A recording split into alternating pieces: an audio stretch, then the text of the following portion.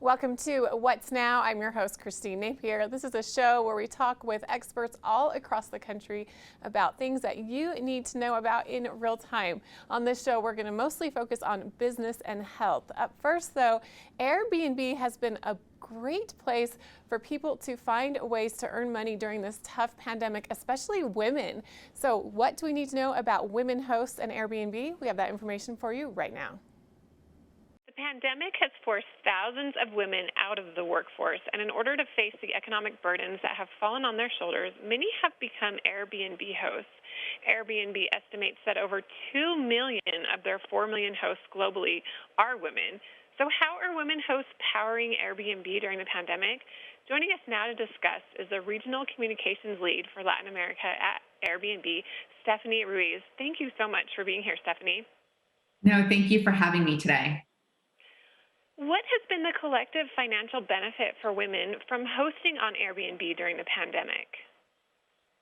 Yeah, so Airbnb is and actually always has been a community powered by women. In fact, more than 55% of our hosts globally are women, so a little bit more than 2 million. And women, over the years have turned to hosting on Airbnb to provide for their families, and in some cases have turned hosting into a full-blown career. Now, looking at the past year and in the context of what the COVID-19 pandemic has meant for women, it's no secret that women have been impacted in so many ways by the pandemic, having to make really tough decisions regarding childcare, work-life balance, and we've seen a lot exiting or departing from the workforce. And so once again, we're seeing women come back and new women hosts joining Airbnb as a way of just earning additional income for their families, allowing them the work-life balance that they're seeking, or having a little bit more flexibility, which is so important for so many women. And just to give you an idea of the new women hosts that have joined the platform since last March, have earned collectively over $600 million, which we think is pretty remarkable. That is remarkable. It's good to hear. So why do you think women that have been affected by the pandemic have turned to Airbnb as a source of income? Yeah, so I think there's a few reasons. I think one, women by nature just understand hosting. We're hosting our families, we are hosting our communities. And it's just, we see it time and time again too with the 5-star reviews that our women are earning, our women hosts on the platform. And the other side to that equation is just the financial livelihood that having the supplemental income from Airbnb has meant for women. It's allowing them to pay down debt, to pay off rent, mortgage, and in some cases pay for healthcare.